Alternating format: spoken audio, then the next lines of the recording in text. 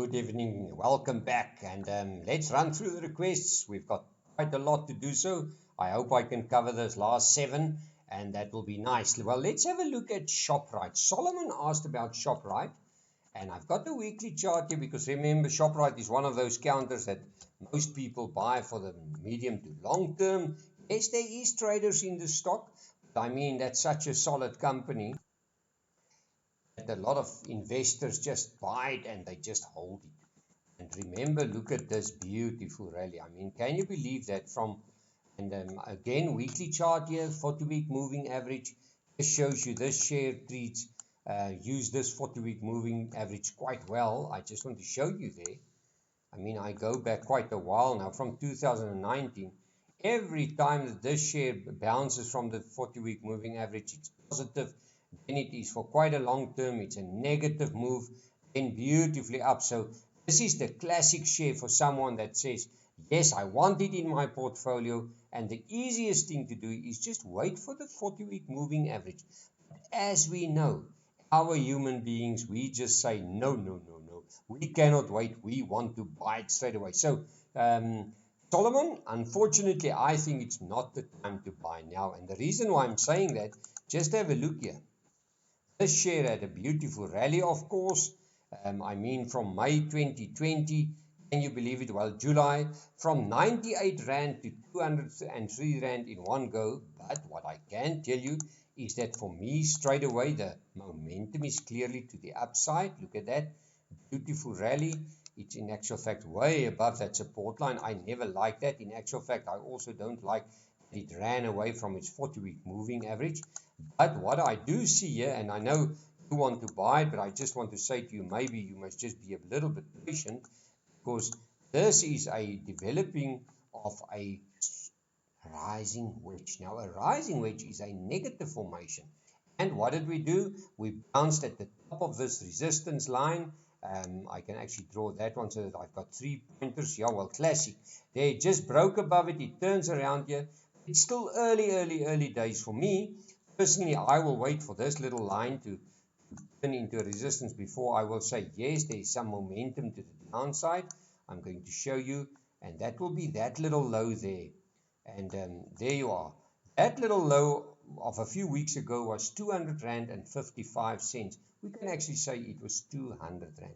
So the moment it breaks below 200 Rand, this rising wedge will maybe come into play a little bit later on, but I will see the first signs of the share turning around.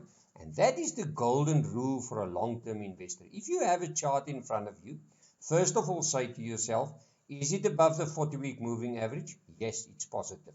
Is it in a warning formation? Yes, it's in a warning formation. Be careful. And then the other thing is it way above its 40-week moving average? And you also say, yes, it is. Be careful. And then the last thing, just look at your rally. I mean, from 100 Rand to 200 Rand in a matter of a few months, and you want to buy it now, maybe just time to wait a little bit. Because if this line breaks and it turns into a resistance 185.49, it can easily take the share down to 158.51. At this point, at the 200-day moving average, you must maybe watch it, because if it bounces off there and it maybe gives you a good candle, maybe buy there, or even a nice bounce of that line on a nice line chart, maybe with some higher lows like here, then maybe it's time to buy it. But I think at the moment, really, it's not to do so. Well, let's have a look at Netcor. Rashid asked about Netcor, and he said to me, listen, Frans, it is a long-term buy, and he is quite happy with the company. Let's have a look here, and then we'll see. Well, Netcor, there you are. Well, Rashid, what I see is, I see a chart that is very positive. It's a 40-week moving average. But what I see here is, look at this classic tiny little double top that can maybe change everything. But what we say is, above the 40-week moving average, there's the test again, positive. But where's the problem? The problem is this resistance line. And this, what we call an overhang resistance, it now happened twice that the share, when it got to this level, and there you are, and when it got to this level of 187.95, let's make it 188 on a weekly chart, the share ran into trouble. So for me, it's quite simple. If you do want to buy it, the share needs to break above this 187 level for me to throw this double top off the charts, and then it will actually confirm that the momentum wants to go up and everything is positive from there. For me personally, I will be immediately nervous about it. And again, if you think about it, from about 90 Rand to 190 in a matter of a few months, let's call it a year, a phenomenal run, a beautiful rally. So I will be nervous, but of course, if you want to buy it, wait for it to see if it can turn around. And then if you do buy it above that 187, 188 level, make use of the stop loss of 167.07, or even better, make use of that 40-week moving average as your stop loss, 169.24. Let's have a look at Brait. Freddie asked about Brait, and he says to me, Frans, I want to trade the stock. It's for me in and out. I think that it's a buying and a selling opportunity. Let's have a look here. There you are, Brait. I mean, this company is all over the show at the moment. For me, Freddie, I will say just sit on your hands. Let's have a look where the stochastic is, by the way. Maybe there's something interesting there, but at the moment, if I look at that chart straight away, I will just say to myself, no, I don't know if that's the chart that I would like to trade. Let's have a look. Yes, my stochastic is almost oversold. It looks okay to me. What I don't like about it, that it's flirting with this support line. Look at the support. There's the support. It is just above that line. Let's have a look here. There you are. There you are. If it breaks this little line of 435, it can easily go a bit lower. And the reason why I'm saying that, look at that high. Look at that lower high. Another one. And there it will give us a lower low. That is negative. And even if you want to go a little bit further and you draw this triangle in, there's the triangle formation for you. It will tell you that it can easily break down to the downside. And people will say, yes, Frans, it's a flag formation. It is positive because my stochastic is quite low.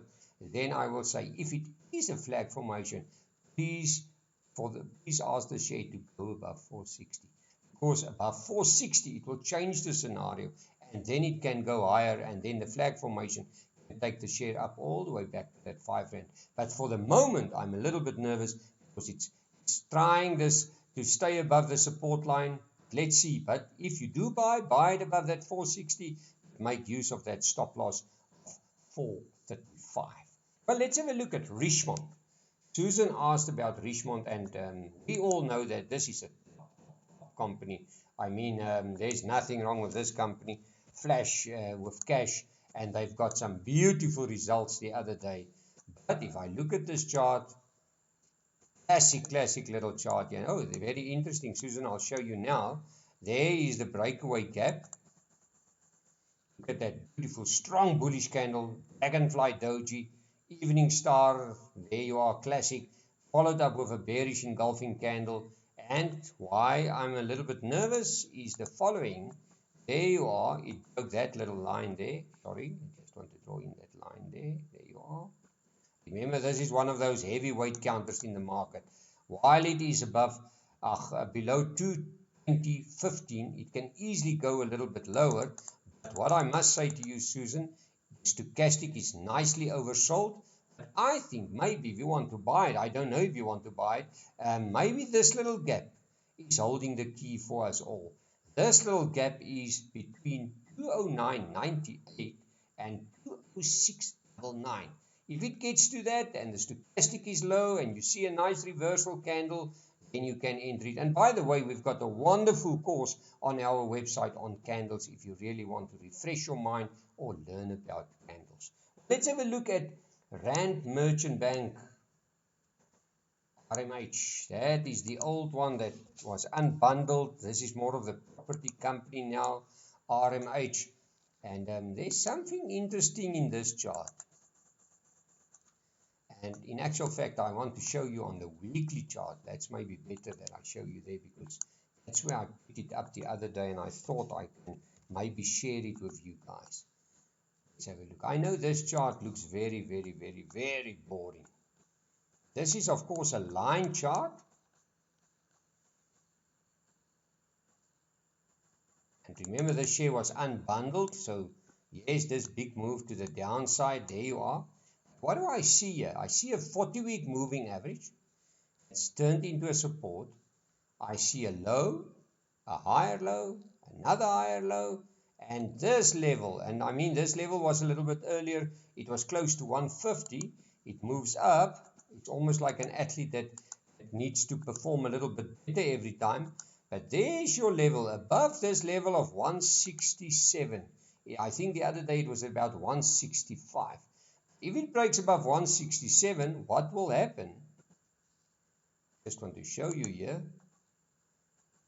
This higher lows will suddenly give us a symmetrical triangle.